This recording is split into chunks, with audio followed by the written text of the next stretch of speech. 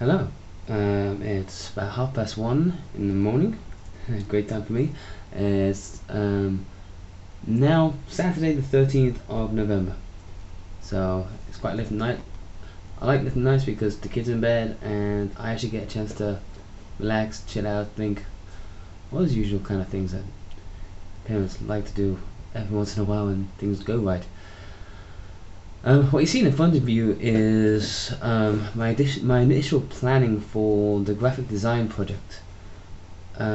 We have to design a book cover for one of two books. One will be the legendary James and the Giant Peach by Roald Dahl, and the other one will be a book called 100 Years of Solitude.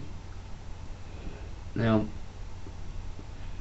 I obviously have chosen by the picture James and the Giant Peach because I'm a father, I have kids, and I think I can relate to James and the Giant Peach, the desire to want to escape into a fantasy. And of course, with a children's book, I feel that again I relate better. So the way I'm going about it anyway, to get back to the point, is I'm trying to draw, or basically learning how to draw a peach, because James and the Giant Peach is about a child living inside of a peach, flying through the air, attached to hundreds of thousands of birds, and has becomes friends with a load of insects. Now, it has been a while since I actually read the book, and I'm trying to track one down and trying to buy one. But I just wanted to show you, the direction I'm going with this. You can see here I've got an apple and a plum. I did have a kiwi, but it went bad, and that was before I had a peach. Okay, before peaches weren't available. They're not meant to be available this time of year, but thankfully for this we got one from Tesco's, as pointed out by three very good colleagues of mine at the Tipperary Institute. So before I had the peach, I wanted to create a peach. So I took the idea of the apple. So as you can see, they're fairly similar in color and shape. I wanted to use the plum to give the internal texture, because when you cut them open, despite the color difference, they both have a stone and they both have a nice fleshy kind of texture to them. And then the kiwi was to kind of discover the texture on the outside, because the peach has a very fine hair and very soft on the skin. Kiwi has similar, but the hair's a little bit longer, a little bit rougher, but it was good for the planning anyway. And of course I started off with that, and then of course I was given the peach. So it wasn't a waste of time. It was good to get back and practice. As you can see from the drawings of here, I haven't lost too much of my sense of proportion, but it still needs a bit of work.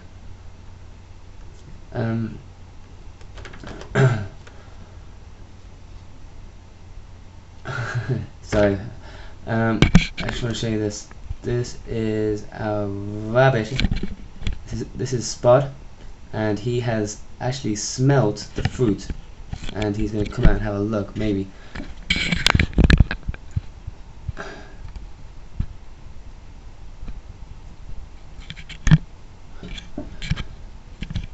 Now what you're actually seeing here is my graphic design book. This is a book I bought especially for the project, so I can work on it. But I don't want to just talk about the graphic design project. I thought it would be a good thing to visualize. Since I'm having problems with the video for the time being, I figured a still picture would be a lot more pleasing while I talk away. Other things that have happened today was the soapbox presentation for the wind farming, which I was going to take part in. However, unfortunately, because of reasons unbeknown to me, the transport that was meant to be bringing me from Tipperary Institute to Tourist Library to take part didn't actually arrive. Maybe it's a message I didn't get, or maybe it's something I didn't read, or maybe there just wasn't enough people going for the transport to be arranged.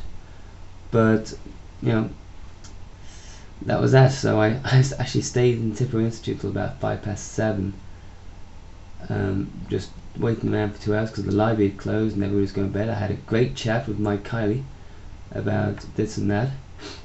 He's actually a great guy to talk to. You can actually just talk away, you know, you really get stuck in. He's really eclectic on the subject matter you can talk to him about. You know, a great guy for Tipperary Institute knowledge, and a great guy for if you want to just discuss things like videos and TV and music and stuff. He's really good ear and eye for stuff like that. Anyway, I waited there for 2 hours in anticipation, nervous, I don't remember everything. And of course, come 7 o'clock, I knew that I wasn't going to be making it. I was actually meant to be the third speaker, so I would have been on around about 7:10. So at 7:10 I actually left Tipperary Institute and headed home, a bit disappointed. It was unfortunate. I obviously missed something, in my notification or something, but that was that. So that was my eventful day.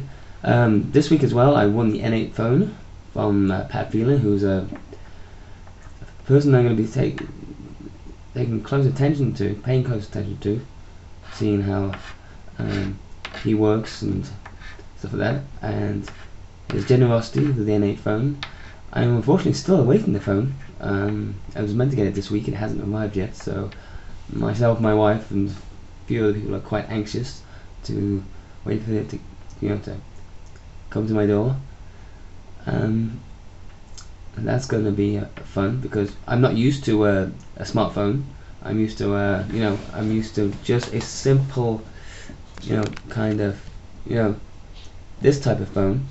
You see here, it's just a slide phone. It's switched off by now, but it's a slide phone. That's the peak of my technology.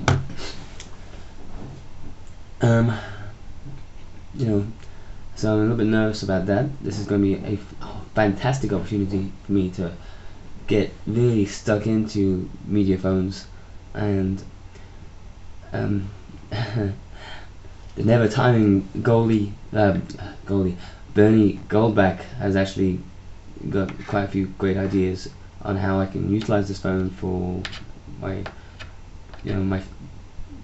assignments and for various other projects he has lined up. But again, waiting on the phone.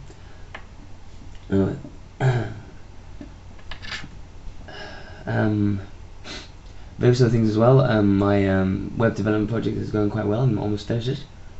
Media writing, I'm barely up to date.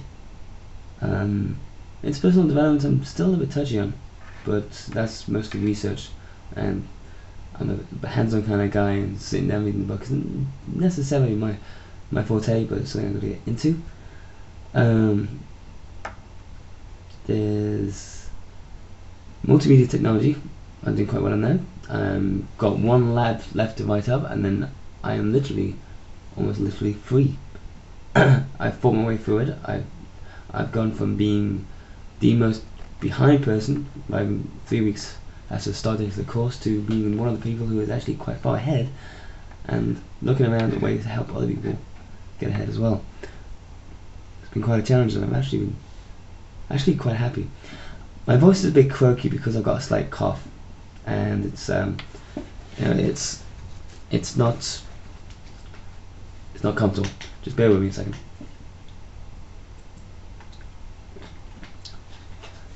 Next weekend is grading for Taekwondo. I'm actually a yellow belt with a green tip at the moment. I'm going for my green belt. My daughter does Taekwondo as well, but we can't afford to grade both of us this time. So it'll be myself who'll be grading. So I'll let you know the week after next. I'll let you know the week after next how that goes on.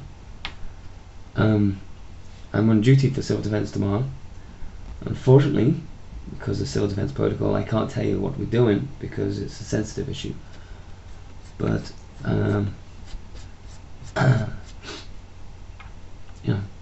that's unfortunate. Being a member of civil defence, there's certain things you just can't say and certain things you can. So things I can say is I'll be starting EFR training soon, which is the next step up from occupational first aid. We're also going to be doing a number of other courses as well. So we'll be doing health and safety, health and hygiene, manual handling, lifting a patient, child protection, various things like that. Certain types of courses which is going to make my resume stand out really well, because at the end of the day that's what doing a degree is for, is actually trying to find a job, or as pointed out by some teachers, my career starts now. So everything I do right now is career orientated. So civil defense, degree course, even taekwondo, it's all about preparing myself for a future career.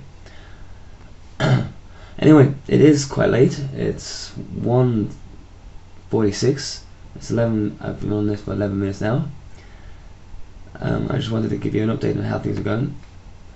Generally everything is going brilliantly. There's very little I'm not able to do right now. I seem to have reached my forte with many things, and I'm awaiting the harder challenges. And that's when the real fun will begin. I'm not saying it's not fun now, because it is absolutely fantastically fun now. I'm actually enjoying every little bit of work to do. Doing the videos, doing the drawing, doing the web design, doing the media writing, and of course family time as well. Quite literally. I'm surprised I didn't do it sooner. I really did. I am really surprised I didn't do it sooner. I was kind of put off by an issue when I was younger that was given to me by my teachers, because I'm actually slightly colourblind, only slightly.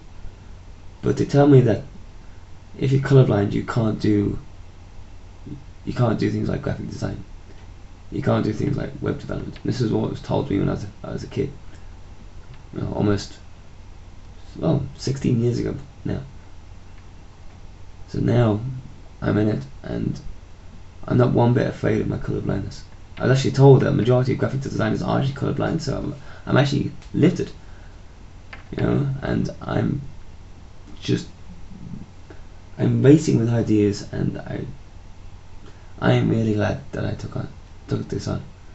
I love the challenge, and I'm taking on every assignment as it comes, and I'm not stopping. I'm not going to stop anytime soon.